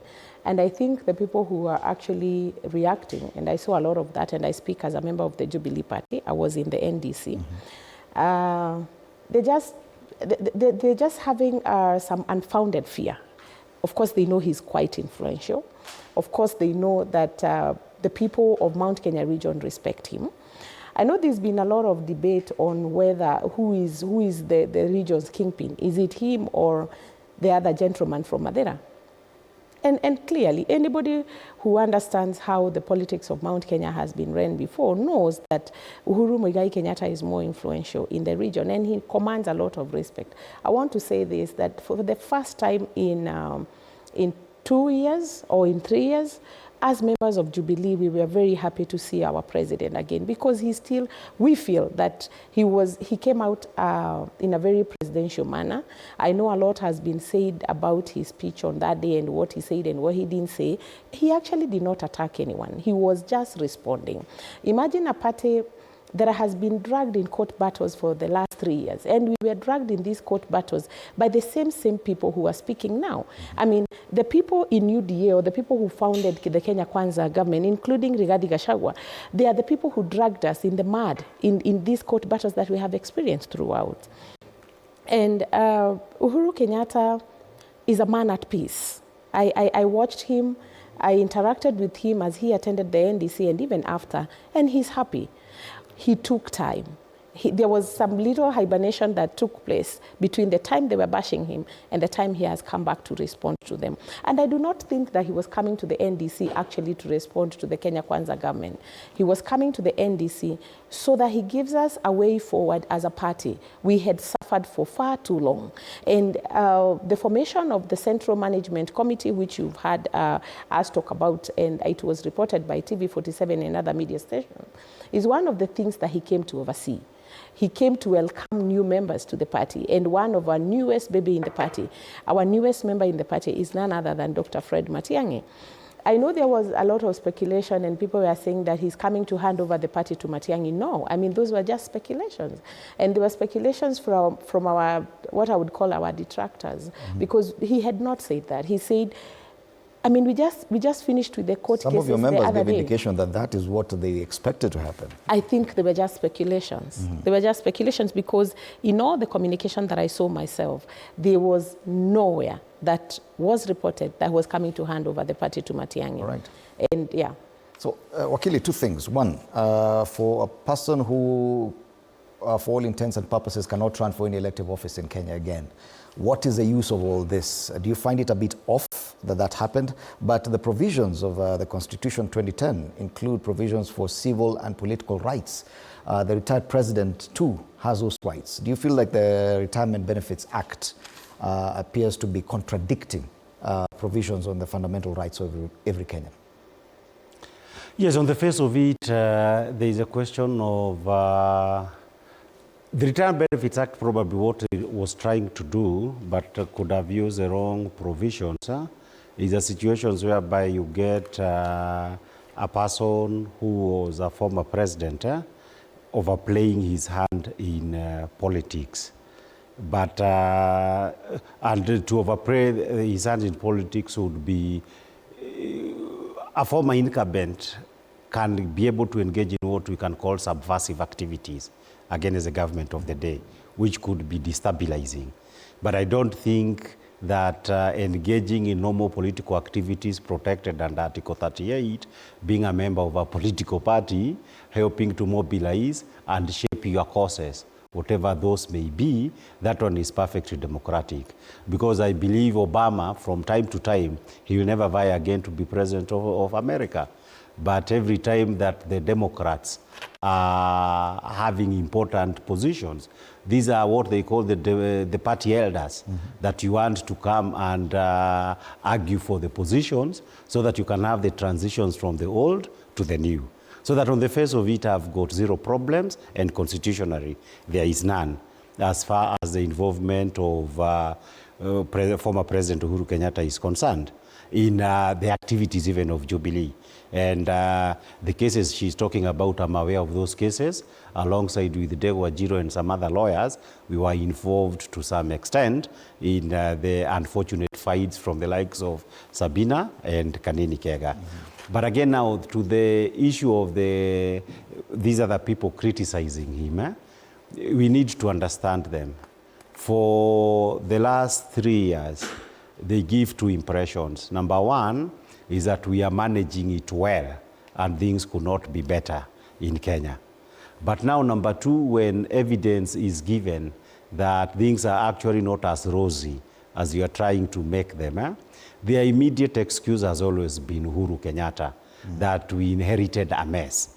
Now, if the talk on the street is so many things were better during the time of Uhuru Kenyatta, there were Linda Mama, things seemed to work, capitation used to arrive in schools, life was not difficult in terms of taxation, and there was an element in which he could listen to people and change his policies where there was a massive outcry. Here we have the government of the day is tone deaf. You will say we are suffering under the heavy weight of taxation. You read the suicide, we have a suicide epidemic in Kenya. Most of the suicide epidemics, when you follow them closely, and for some of those people, they are economic related. And therefore, but more importantly, you see the debt issue, which they try to magnify and mislead Kenyans. The Kenya government is a continuing entity. There will always be obligations to pay debts from previous government. The debts that are not being paid vis-a-vis what we are incurring, they are charged to the consolidated fund. But even the way you could be able to see that in all these previous administrations, for example, we have factored it in the budget and you have 3 trillion new debts. But is there anything serious happening in Kenya? When President Ruto went to Ethiopia, when in every other government, Rwanda, Tanzania, they can be able to say, us, as the Tanzanian government, we've done this. The only thing he could say, we are building markets and we are building houses that are for practical purposes. In other countries, they go for ghettos. So the issue is that nothing serious is happening in Kenya. And this is reflecting in the economic downturn that we are having and hopelessness. Now, people now, because by the former president now saying that I have nothing to do with the incompetence, with this failure, that was going to cut deep. And now anybody who is cut deep, and you can no longer lie. Because you see, if you've been saying it's Uhuru was saying, well, life was not like this when I was there. The government was not dysfunctional. So who else will you say? And now when Uhuru says, if you lie against me effectively, I'm going to respond. then it would mean, as Kipruto Kira was saying, the scope to lie will go away. And for some of these governments, if you cannot lie credibly, that could mark the end of you. Okay. So I understand the panic perfectly. Right, very interesting reactions coming from that NDC and the retired president's pronouncements. But even on the other side, he's been criticized a lot by members of the broad-based arrangement. But we can see that even Jubilee and holding that NDC and the fact that Uhuru Kenyatta was there is causing a lot of jitters in the so-called United Opposition Front. Criticism, chance of a project also coming up. That was also part of the reaction that we saw. And there's a story that we covered here at TV47 on the cracks within the opposition. Opposition unity on trial. Let's watch that story and try to link it with the events that we watched on Friday.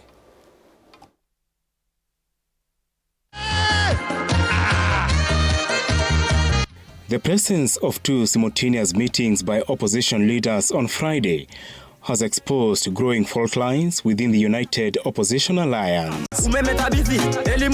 Former President Uhuru Kenyatta, alongside his ally and former Interior CS Fred Matiang'i, led the Jubilee Party National Delegates Convention, while the rest of the opposition fraternity converged at a separate event to launch PLP party leader Martha Karua's presidential bid, laying bare deep cracks within the opposition front. The moment Jubilee embraces Matiang'i and makes an attempt at revival and puts its foot down, it will cause ripples within the opposition. And indeed, you can see already. Yeah, two parallel events from the same side. What more sign do you need to conclude that indeed the divisions in the opposition have begun? And they haven't even settled on a candidate. You can imagine how wide the rift is going to get as soon as they settle on somebody. Kenyatta, in his address, took a swipe at former DP Rigathi Gachagua and his DCP party, while mobilizing support for Jubilee as a national party. This comes amid growing claims from within the opposition that Jubilee is a state-sponsored project meant to divide the opposition in the Mount Kenya region, where Kenyatta and Gachagua are locked in a supremacy battle. Mambo hii ya kusema ati chama hii ni ya upande hii, chama ni ya upande hii, chama ni ya upande hii. La, wacha tuwe na national parties ambazo zinaunganishwa kwa sababu ya sera, lakini sio kwa sababu ya pahali ambapo zimetoka. William Ruto anapanga kugawanya hii jamii yetu ya mlima ndio atukalie. Na nimemkataza na sitamkubalia. Na mimi najua anatengeneza mahwirubaru mingi sana. Tunajua hata kwa upinzani amepanga atume watu yake wagawanye United Opposition. Hatutakubalia yeye kwa sababu tukigawanyika atatuweza. DCP is so much in the hearts of the people on the mountain, so much on the ground that there can't be a party to unseat it. Even Jubilee cannot even try. And therefore, that's not the intention. If the intention is to unsettle Gachagua and DCP and the opposition, the intention would then simply be to cause some confusion. The revival of Jubilee and the anticipated entry of Fred Matiang'i, who is expected to lead the party's nationwide recruitment drive beginning October this year, has sparked fresh tension in the opposition. Kenyatta is backing Matiang'i, while Gachagua is reportedly supporting Kalonzo Musyoka, complicating efforts to rally behind a single opposition presidential candidate. Who ticks the most boxes? I think it's Kalonzo, for now. But you see, Matiang'i is here, is listening. His ears are open. His eyes are open. Matiang'i is hearing what people are saying. The absence of key Matiang'i's allies from the Jubilee NDC, despite explanations from party officials citing security and legal concerns, has raised eyebrows in Matiang'i's perceived backyard of the Omogusi region, where a majority of elected MPs had pushed for him to contest on a new political platform. Political analysts are predicting a possible Kalonzo Matiang'i ticket, or at the very least a battle between the two for the opposition torchbearer role. However, the entry of Martha Karua and Gachagua further complicates the already delicate dynamics, especially as ODM party leader Raila Odinga continues to remain ambiguous about his 2027 ambitions, blowing hot and cold on whether he will vie again. Apul Kamau, TV47. Yes, mistrust and suspicion dogging the opposition. And Jubilee has been having a rather dicey relationship with the, let me call them the united opposition. Yeah. It's not been a very willing participant in that matrix. Now the fact that Fred Matiang'i appears to have moved towards that direction, does it help matters within the united opposition or does it complicate it? Well, first of all, let me make it clear that the two events, the one of PLP and Jubilee, they happen to have coincided. They were not, the other event was not occasioned just because Jubilee was having its own NDC. Martha Karua had planned for that NDC much earlier, and the dates happened to have coincided. This therefore means that it was not a show of disagreement among the opposition players. Number two, Jubilee has been part and parcel of the united opposition. And Fred Matiang'i has been in the meetings that our principals have been meeting, and Jubilee has had in the coalition formation team 2 members from the party that have consistently participated and found out the way we think the opposition should be able to approach the next general election. For me, a stronger Jubilee is a stronger opposition against the current regime. And therefore, I do not see any competition that is negative. Even issues of competition between DCP and Jubilee is a very healthy exercise. And Jubilee is not in central Kenya alone. Today, there are more members of parliament in Jubilee who come away from central Kenya. And it is likely that even in the next formation, that structure may take another shape, that some members of Mount Kenya region will be part of Jubilee, and there will be members of parliament away from Mount Kenya will be members of parliament in Jubilee party. All right. And DCP likewise is likely to spread beyond Mount Kenya region. Okay. This is what I call siblings rivalry. Including the accusations of Jubilee being a project by the government? I'm not aware of that because we've been with them and I don't see where they're a project. The way I see them is that they are partners with us. And when you are partnership with somebody, you don't expect everything, even partnership in any company, even in a marriage, which is also a partnership. It is not rosy every day. Some days somebody will be sulking at one corner, somebody does not talk to the other one, but it doesn't mean that marriage is going to be dissolved or that company is going to be dissolved on the basis of that. I strongly believe, and I've seen it before, in the year 2002, we had NAK led by Kibaki, Wamalwa, Ngilo. We had LDP led by Raila, Saitoti, Kalonzo, Mudi Awori, and others. Eventually we came together and we said the bigger problem is the project. And we were able to defeat the project. So what I'm seeing today, let us strengthen, whether it is Jubilee, whether it is the rest of the members in the opposition, even Kenya Moja, led by these young politicians. Let us not look at them as at variance with our position. I look at them as partners that we need to strengthen our bond. And the main exercise we need to do is to learn to tolerate each other. Political tolerance is something that is lacking. Political trust is something that is lacking. And if we accept mistrust that is going to be planted, like the way Kimani Ichung'wah talked about Wamshomba, that she's with us, but we send her so that she tells us what the other people are doing. That thing causes a lot of ripples in our own backyard.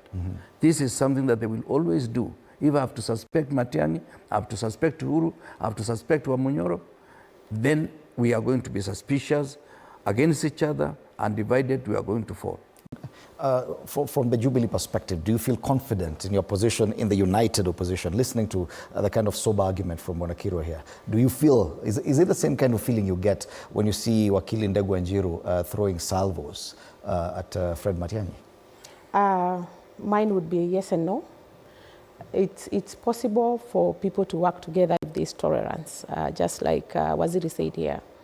But the people on the Wamunyoro side have actually proved to us in Jubilee that they cannot tolerate us. However, we are going to be the bigger brother, the bigger sister in this game, and we are not going to respond to them. Throughout the attacks that have emanated from that side, Jubilee has not responded, and I'm not here to respond to them.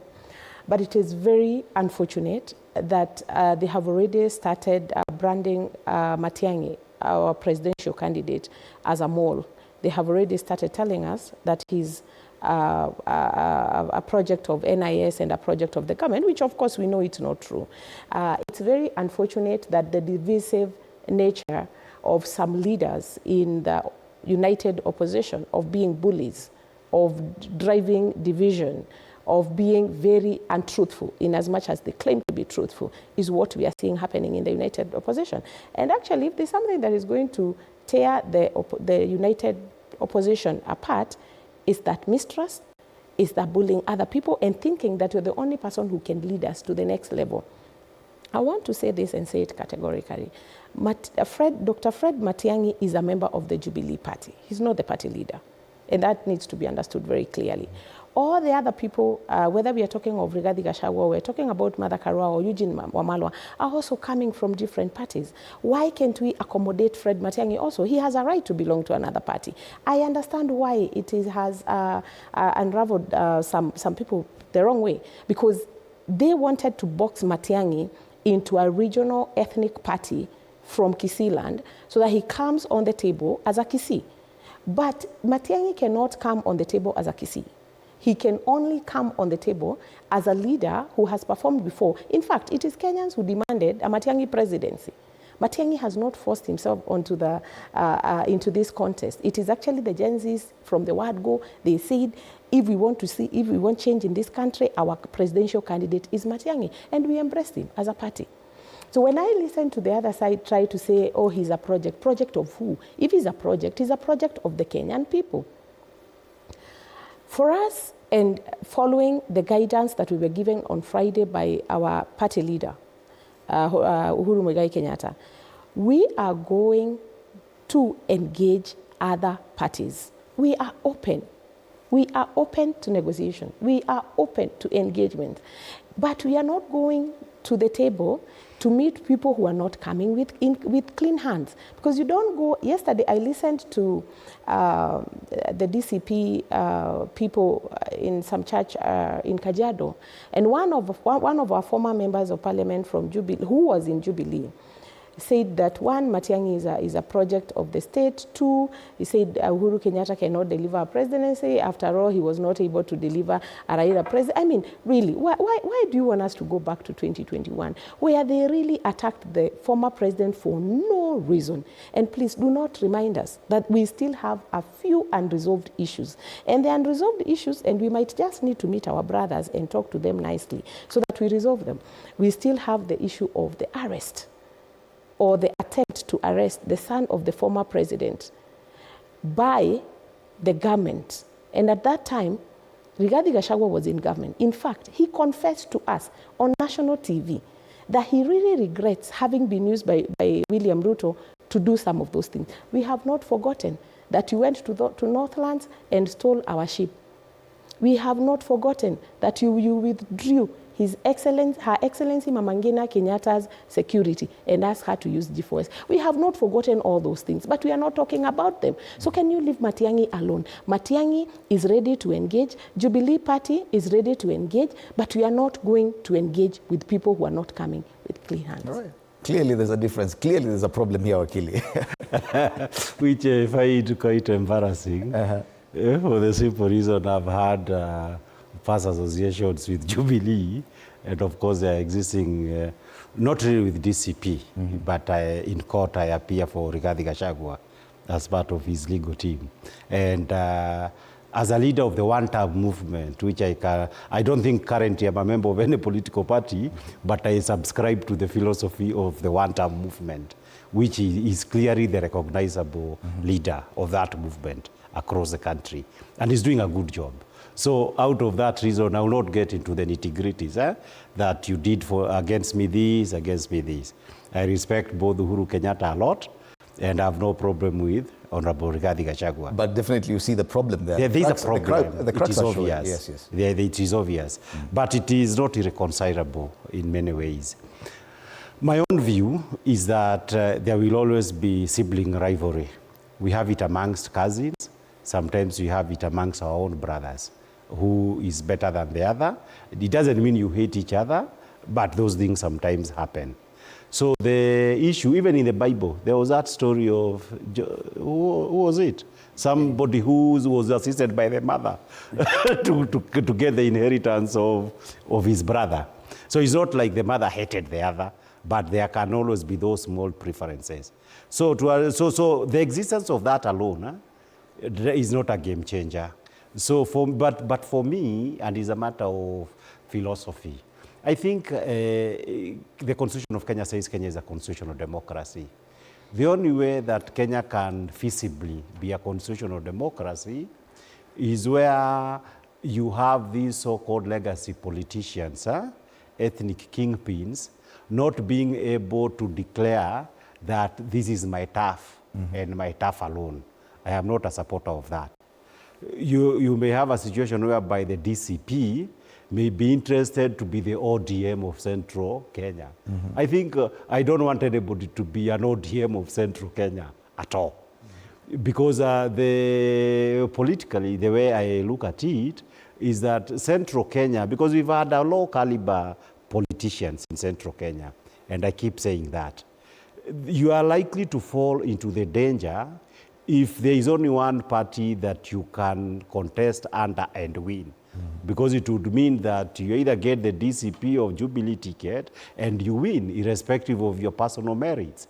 So that some level of competition, which is what I understand DCP, not DCP, Jubilee, and DCP will have in Central Kenya, and also, of course, Martha Karoa's party. Let us have candidates as many as possible being elected, and let's have a real choice. Let's have democracy. It's not a situation that DCP, even if you are able to rally the majority of presidential votes, that every member of parliament must come from DCP, irrespective of your merit. I don't think Nyanza is better for it, or even the Kalenjin territory, that everybody must come under William Ruto. You get a situation whereby very bad leaders are imposed upon the people. So let there be democracy. I am a supporter of democracy. So that if you bring an idiot, you want us to elect an idiot, let us have a viable option that people can also elect somebody who is not an idiot. But having said that, there is, of course, the issue of the future. I don't think, since constitutionally Uhuru is done with his term, I don't think President Uhuru Kenyatta is viewed as the future in Central Kenya. The future, and this is, since I come from the community, the future you would see amongst local ordinary people, DCP carries the day by a huge margin. Very many people would have no problem with Rigathi Gachagua and DCP. So it's largely the party of the moment. But I also hear, and even over this weekend, a lot of population amongst the educated class, the middle class, there being a lot of reservations about Rigathi Gachagua and DCP and his people. This is natural. But the point it makes is that you can understand the fear of the leadership of DCP, that there is something that probably can get some traction, and DCP and Jubilee could easily, it may not, I don't see Jubilee really getting 50% of the vote in Mount Kenya, even amongst MPs. But it is possible that they could get 30% or something to do with that. So anybody with ambitions that you want to be the ODM of Central Kenya would be concerned about Jubilee. But the significant point also that is important to understand is that, for anybody who believes in one term, which should be the basis upon which anybody should be measured, unless and until Jubilee comes out and say we are two-term, it would be unfair to label them a state project. And therefore, and since they are still interacting, let there be a basis for this interaction. But critically also is that even as these interactions are going on and the competition is going forward, you look at the Constitution, how viable would be a candidate of Jubilee, the presidential election, going to be? There is likely to be significant support of somebody like Matiang'i across the country, not just in the Mount Kenya region, but something that, and about the unity, the connection with unity, is that personally, if you ask me, I actually want Matiang'i to vie for the presidency, because I believe these many people have not been able to understand. If you truly support one term, one term can easily be delivered in the first round of a runoff election. William Ruto, if Raila Odinga, and I believe Raila Odinga is starting to understand this, if Raila Odinga vies in the next general election, Ruto will very highly unlikely to be even in the top three. If most of the people understand that, then one term will be delivered in the first round. But this thing of expecting that you will beat Ruto in an election whereby the boardroom decide there is a Gachagua group and they say there is a Raila group. Raila has tried it 3 times. It has not worked. Idiocy is to repeat the same thing over and over again. 2027, you get one term if you go and look at the possibility of a runoff election. And for this, in my understanding, if Matiang'i vies, you will definitely not get anybody winning round 1. The contest will translate into whom will the people of Kenya send to the runoff. It is highly unlikely Ruto will get enough votes to get to the runoff. Maybe I would like to just add something about Jubilee. Let it be understood that the Jubilee is a national party, first of all. And we have over 7 million registered members in our party. DCP is a very new party. In fact, the party leader of DCP, Rigathi Gachagua, is a former Jubilee member of parliament. So he's a former member of Jubilee party. And I mean, he understands Jubilee very well. Moving forward, I don't think there should be a competition between the DCP party leader and Matiang'i, because the DCP party leader should be able to engage the other party leaders the same way he's engaging with Martha Karua, with Eugene Wamalwa, with Kalonzo and everyone else. Can he just leave our presidential candidate alone? And if the DCP party leader has an issue or a beef to pick with Uhuru Kenyatta, let him face His Excellency Uhuru Kenyatta, let them iron out any pending issues that could be there. And we know there are many, but he should actually leave our presidential candidate, Fred Okango Matiang'i, alone. Right. And it truly does appear that it's an issue between the DCP and now Jubilee.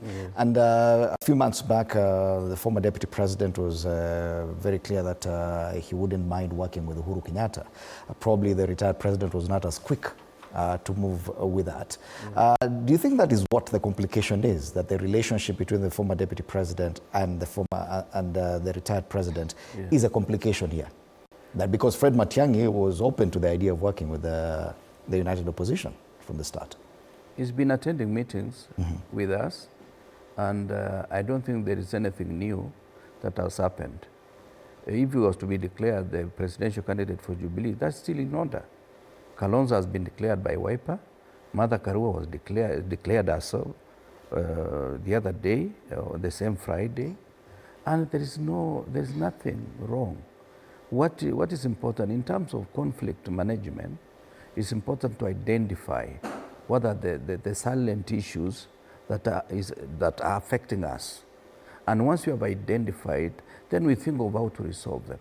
Because at the end of the day, I may not be persuaded fully by Wakili, that we go separately so that Ruto is knocked out of the first contention, because if he has capacity to steal in the first round, he has also capacity to steal and make himself one of the front runners in terms of going for round 2. But the most important thing, I just want to assure you and assure the Kenyan people that Matiang'i's presence in Jubilee Party is not a minus for us. It's a plus, because he's coming with an entity that we know, and already Jubilee has been working with us.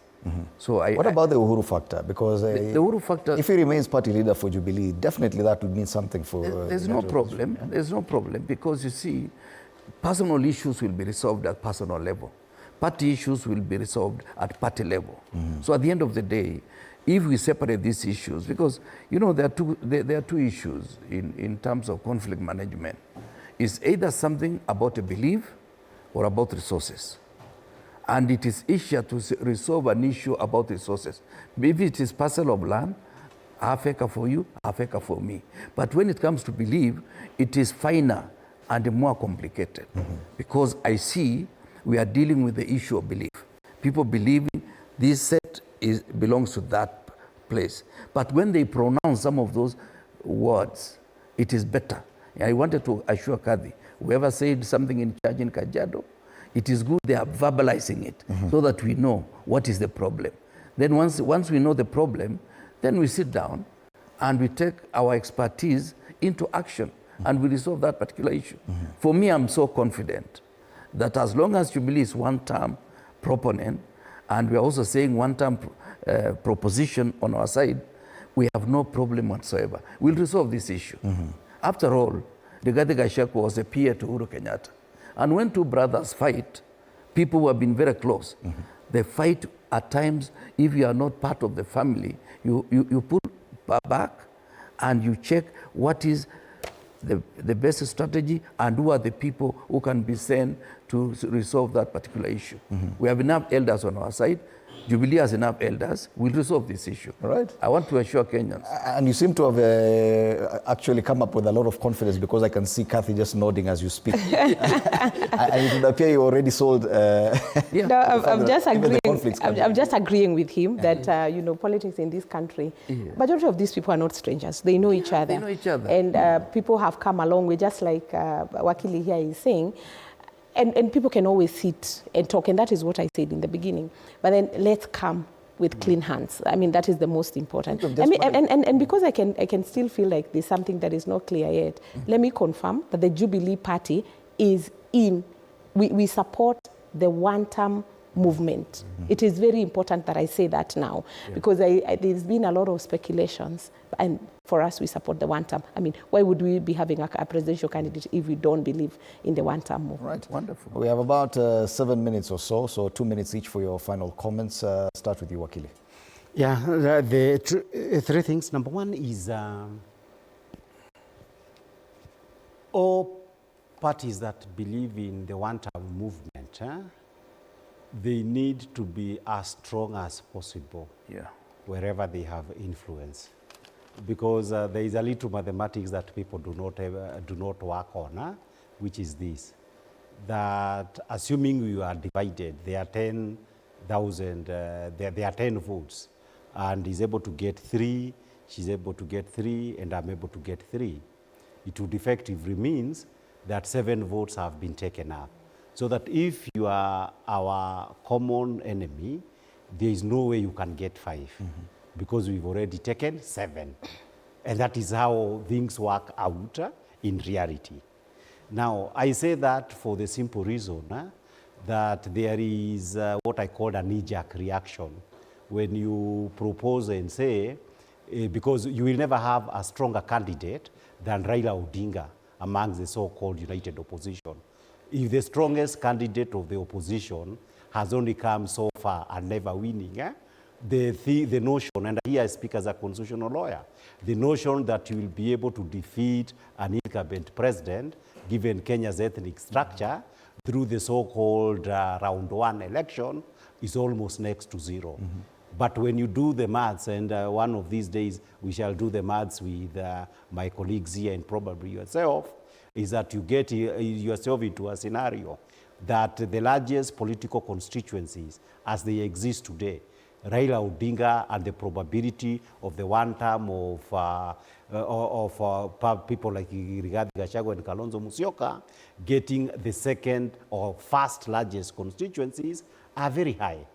And so that as long as you ensure, for example, in central Kenya, that the alternative to DCP will not be UDA is Jubilee, then it means that UDA is unlikely to get the 20 to 30% that it needs to get for it to be viable at all. So that a stronger Jubilee is not bad. It's the same thing that would happen in Ukambani, and the same thing that you remember the last time. I think Azimio had about 1 million votes. William Ruto had a third, 300,000 votes. It is part of those reasons that made William Ruto to be competitive for purposes of the last election. And of course, the low turnout in Luo Nyanza. Therefore, I want people to think broadly about what is deliverable. Because you see, the truth of the matter, we know some of the internal conversations. I know them personally from involvement by people who are involved. When you speak to IPA people, they say, we expect it to be our candidate or we go on our own. DCP, the only way that this Uhuru Kenyatta can continue to get some leverage in Kenya, I expect Matiang'i to go all the way, okay? Therefore, the notion that, and I want him to be, and he will be a strong candidate, a Matiang'i candidature will at least get 15% of the national vote in Kenya as a minimum. If he gets that, then you are sure there will be a second round. Okay. So for me, the responsible thing is to say, let us work on what is likely to happen rather than the fantasy that you are going to beat Ruto in that round. Secondly, on the accident, I come from Nakuru County. My condolences to those who died. And having said that, I think it is not too much for the government of Kenya. That stretch, the majority of accidents that keep happening in the Naivasha stretch to Nakuru, it's around that stretch. And I believe it accounts for more than 70%. Right. I don't think we need to wait for the World Bank, the Chinese, or anybody else to do a stretch of 30 kilometers that accounts for the majority of those accidents. And to behave, if Rwanda is doing so many things, and Rwanda, the central Kenya, has a bigger economy than Rwanda, we can be a little bit more ambitious. So I would urge Kenya Kwanza to try to be a little bit more ambitious and reserve in the next budget cycle, even the next supplementary, some money to deal that road, even as you wait for the bigger project to happen and reduce these unnecessary deaths. Thank you so much, Wakili. A minute for your parting shot only. In Dimuli, I think as we continue to have these kind of conversations, let's remember that the median age in Kenya is 19 years.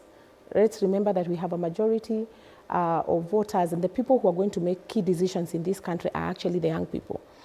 Most of the conversation that we keep having seem to actually distance from this particular group. And even as we look into the future, it is very important that we trend carefully, because I believe some of the narratives that we keep pushing, and one of the old narrative that has been pushed from the time I was a very young girl is the tribal card, where we say that the Kikuyus, the Kisis, the Kambas and all that, the young people do not think that way. And the young people, because they are going to be a key component of the people who are going to vote in 2027, might just surprise us. And I believe they will. If they register as voters, come out to vote as expected, they will really surprise us. What we keep discussing here is totally different from what is in the hearts of millennials and Gen Zs. Thank you. Finally, Bonakiro. For me, I just want to affirm that the most important thing is for us to have consultations across the board. That's the only way we can ensure that we hand over this country to Kenyans. And the Kenyans that she's talking about are the same Kenyans, because I have them either as my grandchildren or as my children under that particular bracket. Those of us who are above 60, we are only 3%. And many other Kenyans are down. And I also, let's remind Kenyans for the first time, perhaps, that Kenyatta was above 70 And this cabinet was the youngest ever. No other cabinet has been younger than that of President Kenyatta. He had people in their 20s being cabinet ministers. Today, you find the mean for the mean age for the current regime is 58 years. So that is the difference. You can be old, but you go for young people to perform. Oh yes, indeed. And thank you for reminding Kenyans that they need to go and register, especially the younger generation. And Mwangi Gitonga says, absolutely, it's the only way we are saving this nation. Pareng Apax Elijah agrees and says, I have registered, someone must go home. Gladson Obwamu says, I have already registered as a voter, and what is holding me back from voting is time. Yes, thank you so much. On the other issue that we've been discussing, James Kikubi says he's a former president and I was talking about Uhuru Kenyatta, just hyped by the media. Elias Dan Dombera says, mi ndio wa kwanza comment section, so unaona serikali wanajua Uhuru has a great influence in the politics of Kenya come 2027. Last 2022, he gave us direction, but because some groups, okay. This time around, we just wait for direction, he will give us follow for follow. Edward Bitonyi, Uhuru alisema ukweli kabisa kwa sababu tunaumia, shida iko tena, kubwa zaidi ni kuvumilia, na hawa watu wakiambiwa ukweli hawataki kusikia. And finally, Adamson Muriki says Uhuru Kenyatta's voice will be taken seriously now than before, not only in the Mount Kenya region. Just some of your sentiments, and the conversation will definitely continue online on our X page. Our handle is at TV47 Digital. It is TV47 Kenya on all our social media pages, YouTube, Facebook, and even Instagram. Thank you so much to Kipruto Rapkirwa, who served as Agriculture Minister in the Kibaki One administration, also as member of the National Assembly representing Cherangani constituency, Kathy Rongo, governance analyst, and Kibe Mungai, advocate of the High Court, our panelists this morning. And thank you so much for your time at TV47. The headlines once again, bandits in uniform, that's the standard. Very little politics on the front pages. New battle on Ruto policies, that's a Daily Nation. Of course, that story about the accident, the unfortunate tragic accident at Kariandusi, also featured there prominently. Matters economy, high economic strain forces job cuts and farm closures. And we do expect, according to this paper, 66,000 other jobs to be lost if the AGOA deal falls through. Treasury expands borrowing options amid rising debt pain. And someone was saying that probably Treasury should be converted into the Ministry of Debt. Now that's all they do. Well, my name is Fred Ndimuli. After the break, Morning Blitz. Good morning.